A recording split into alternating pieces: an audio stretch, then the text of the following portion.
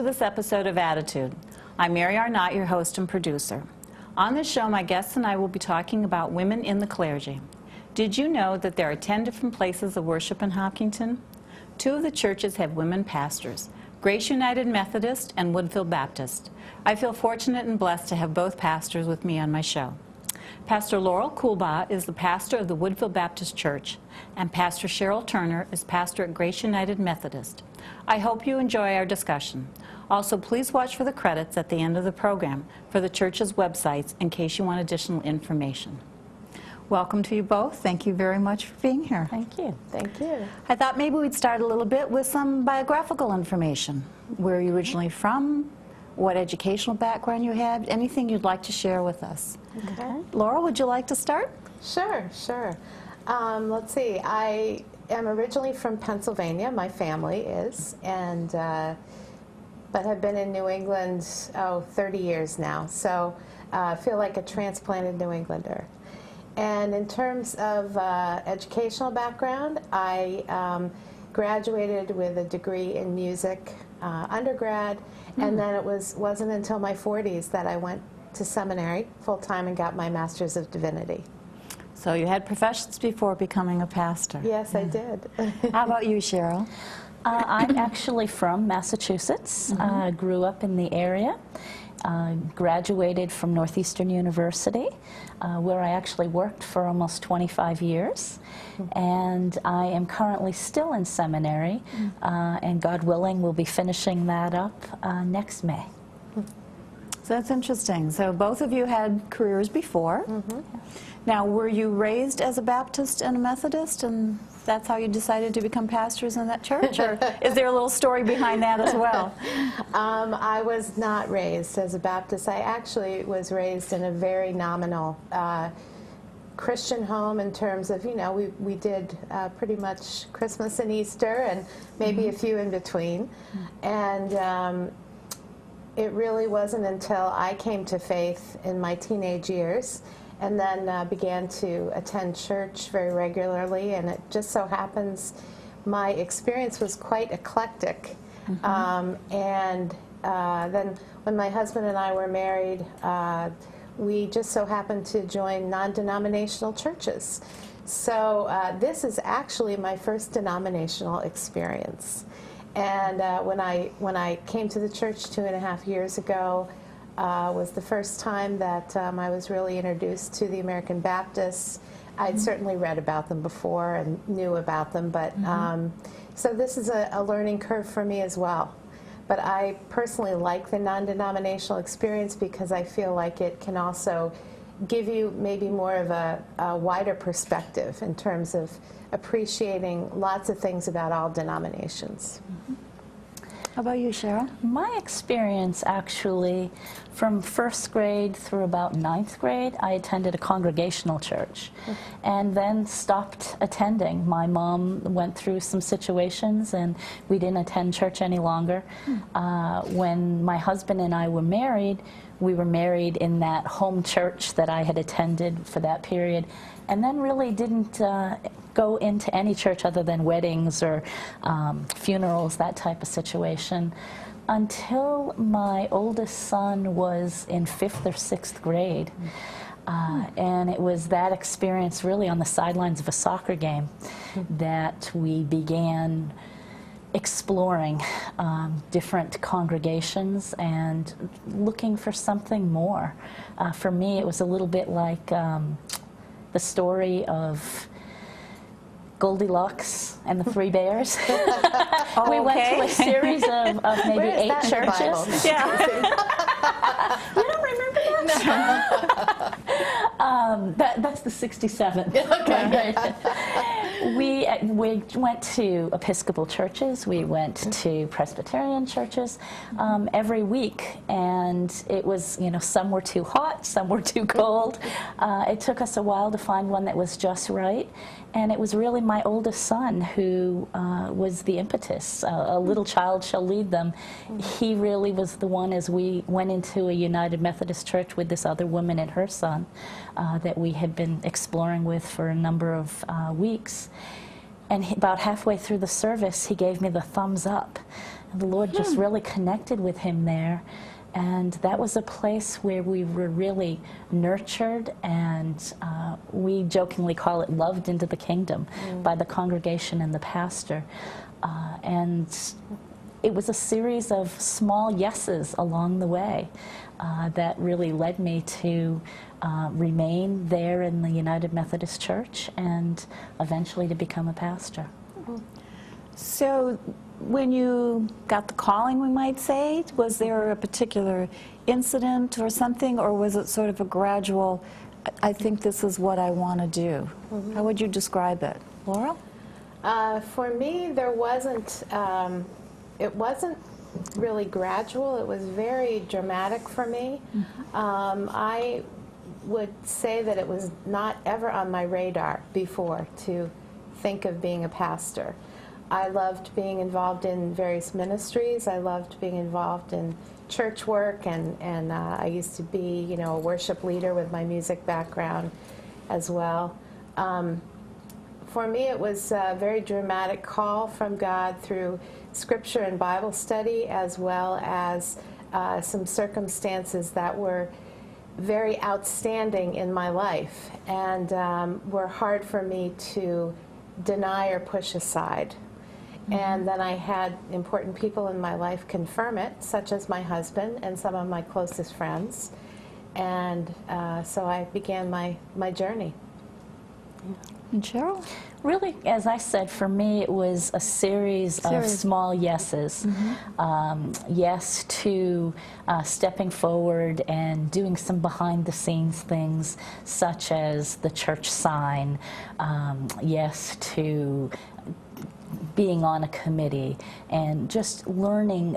The congregation I was involved with in Newton actually was responsible for empowering me and really helping me to take risks and to test out my faith, because it was very new. Although I believed in God since I was, you know, that early congregational experience, I really didn't know who Jesus was or how he fit into the picture. You know, really only heard about him at Christmas and at Easter. And those gaps really were filled in. And so for me, those little yeses of eventually saying yes to taking some specialized training for lay speaking and doing some preaching, and then stepping out in faith and going on a mission trip to Ghana, West Africa, which I never would have imagined.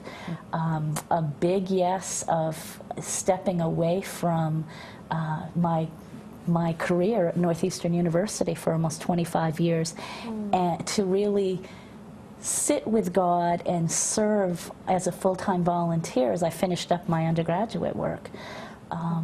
Those pieces brought me to the point that I was at actually what we call an annual conference for New England. Every year the United Methodists in each area come together, the clergy and representatives of the laity. And during the ordination service, they have an opportunity to respond. And at that point, I'd been serving as a Stephen minister and loving, you know, discipling people and seeing that joy that comes over people and sharing that wholeness that I found and the joy in Scripture. And they played this song that's called Here I Am, Lord. And as it began, the tears began pouring down my face. And my husband happened to be there, and a good friend of mine, and her husband, and my youngest son.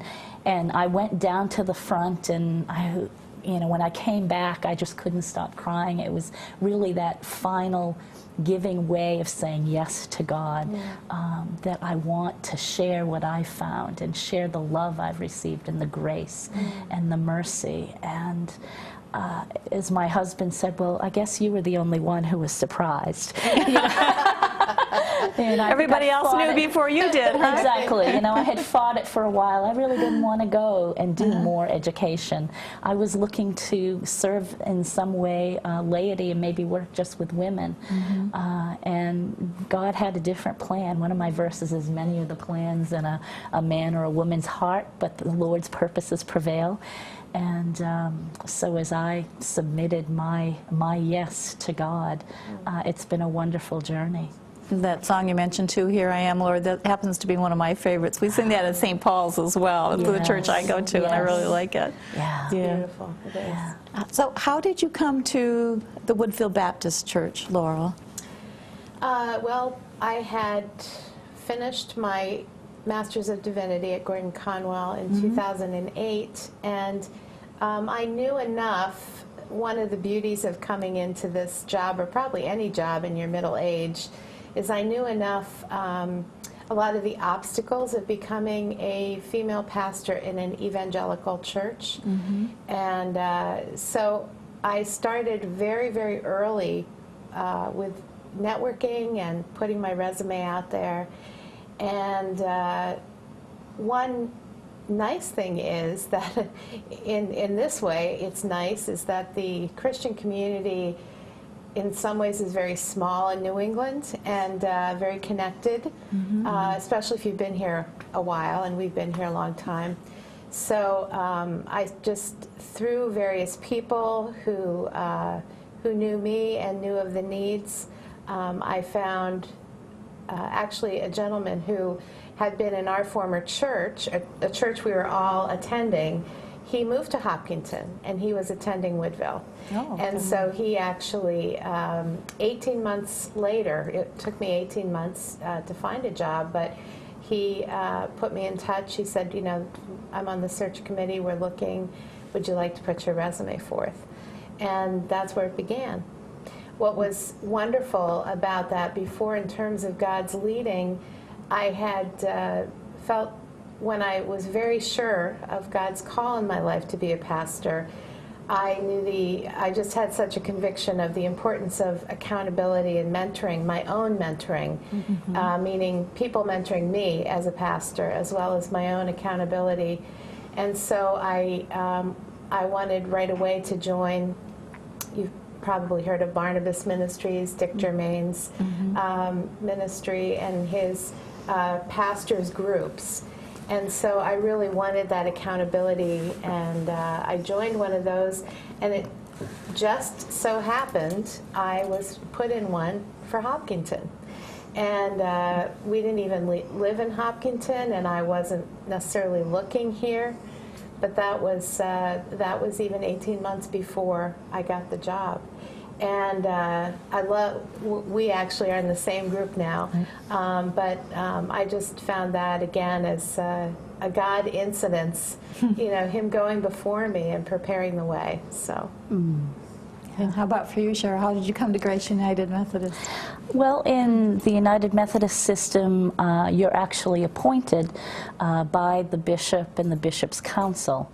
And I had not really anticipated being assigned at this point, but I received a call from our district superintendent. I was at Fisk United Methodist Church in Natick, serving as a volunteer, and I had a mentor there and was part of that community. Asking whether or not I would be willing to, while I was still in seminary, to take a half-time position. And I prayed about it and said, here I am, Lord, send me. And so as of July 1st, I came to Hopkinton. And I've just really been blessed to get to know the people. I'm still learning the community. And as Laurel said, you know, it was important for me. I knew that I wanted and needed a clergy support group and accountability group. I have one at seminary that I do, and I knew what a difference that made. And so I was able to connect with Barnabas Ministry, and so Laurel and I are in the same one. And it's wonderful for other people who have been, you know, faced different issues to share that, to share the joys, to share the challenges, and really be there and hold each other up in prayer, because we know that, you know, one of my verses is, unless the Lord builds the house, the workers are laboring in vain. And so, you know, to seek the Lord together and what God would have for each one of our congregations, that he would be lifted up. Yeah. Since you're still going through that seminary experience, let's talk about that a little bit. The fact that you are women pastors and you're both married, that is a little different for some of the other denominations, shall we say. Yes. Do not recognize women as being able to lead in the church and don't allow their male priests to marry. And I'm not criticizing anybody's faith or church. I'm just pointing a difference. So maybe talk a little bit about some of the challenges or some of the experiences of going through seminary and anything there you would like to share with us? You want to start since you're still going through that experience, Cheryl? She's fresh, Yeah, I'm definitely fresh meat. For me, I think, the challenge is balance. My heart is with the people. And so I would spend, although I'm half-time, I would spend a lot more time. If there's a give and take that happens, I would rather be with the people and, serving the Lord in that way. So balancing out the seminary work, and making time for that and being disciplined about that can be a challenge. I have been blessed that I have a cohort of students of differing ages, including one woman who was about my age. And that has been a blessing because we do journey together. But my husband has been such a support, and that has made all the difference. Even as you said, your husband was one of those confirming people, and my husband as well. And my kids are all adults at this point, so I don't have anyone at home. It would be hard for me if I was trying to balance with little kids, because it would just, it would be so much more of a challenge. But actually, my oldest son is not a United Methodist any longer. He went to a congregation and has been ordained, and they actually don't believe in female clergy. So he supports Mom, but at the same time, and he came at Christmas time and supported me.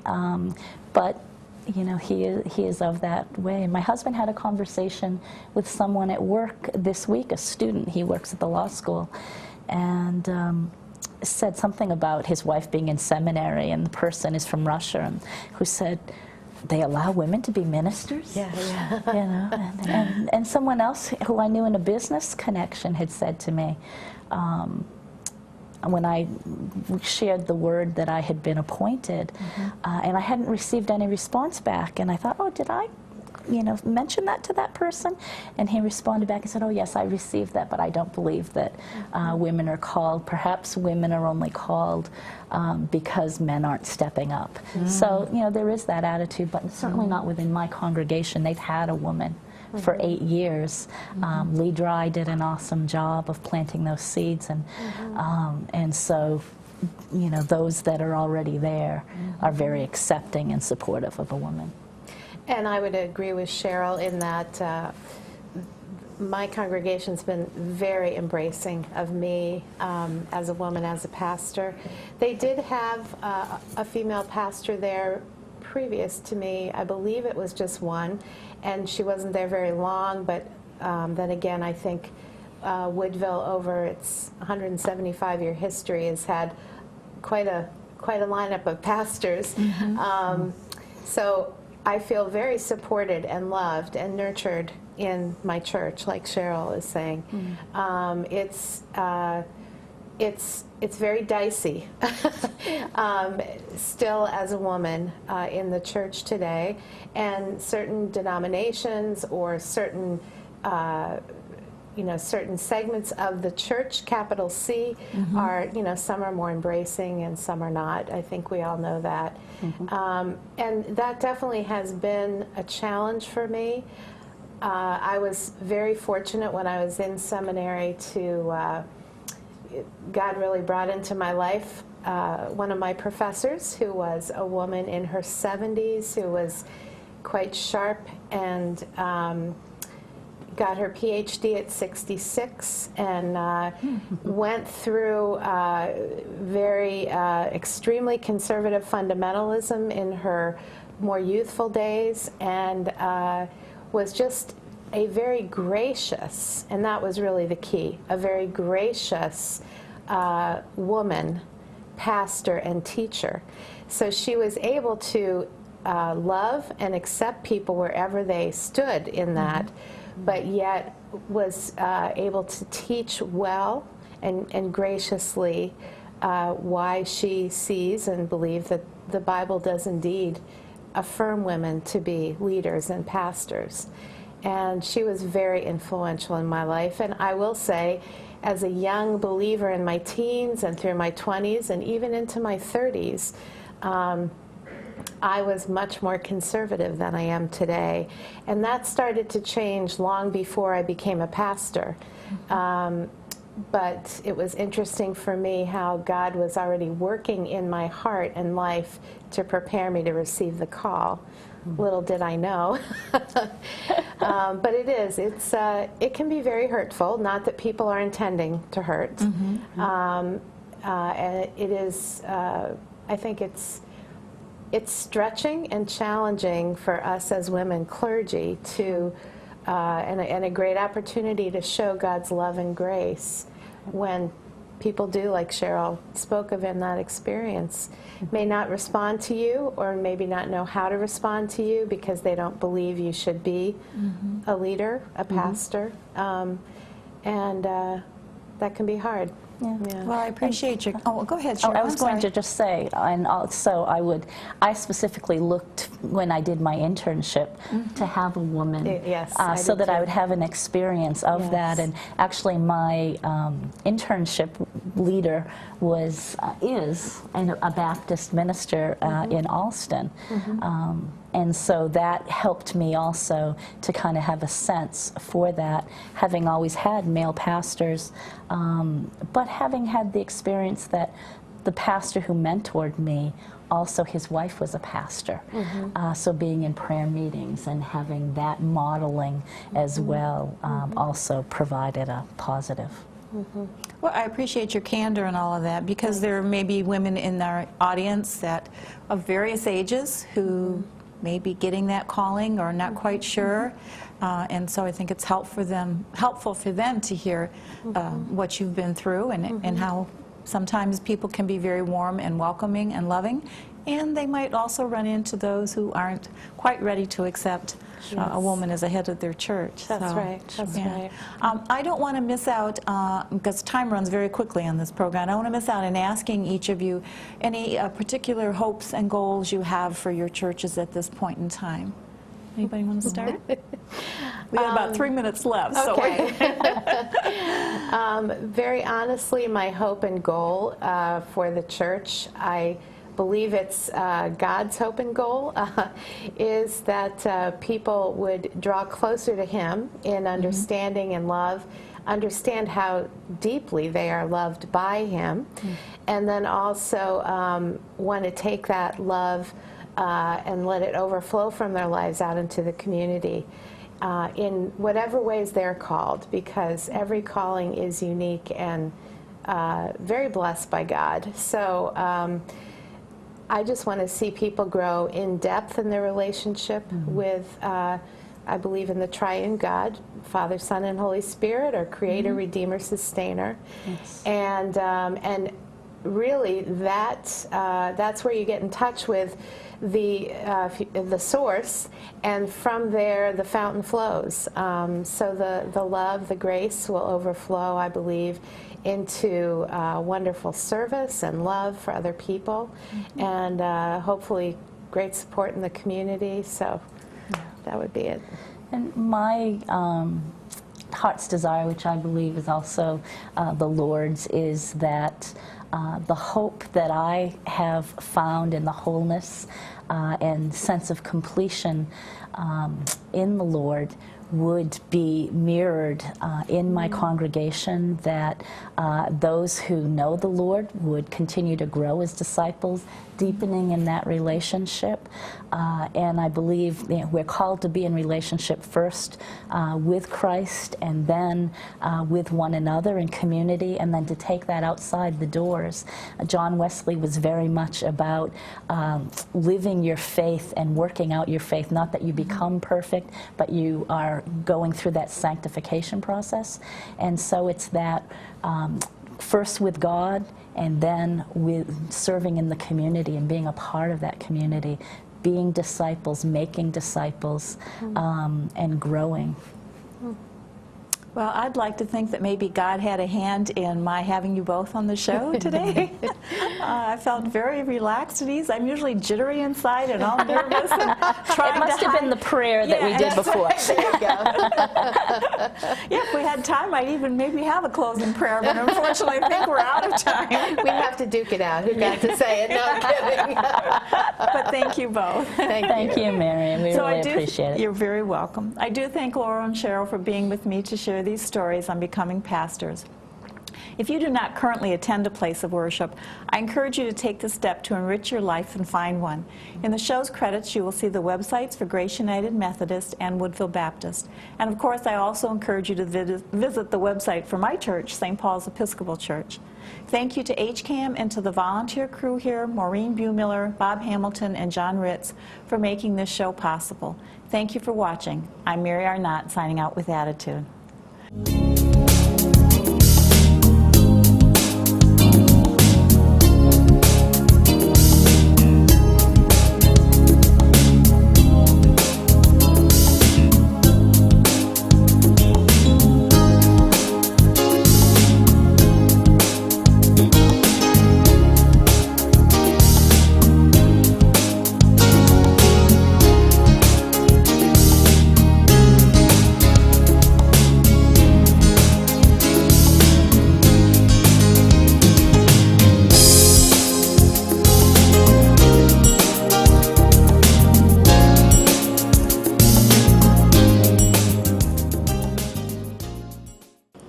I'm Dr. Pamela Weinfeld. I'm Dr. Louis Kushner. Our skin is the largest organ in our body and serves many functions, including protection, shock absorption, and temperature control. It's also subject to many disorders and diseases. Today, about 1 in 3 people suffer from skin ailments resulting in pain, disfigurement, or disability.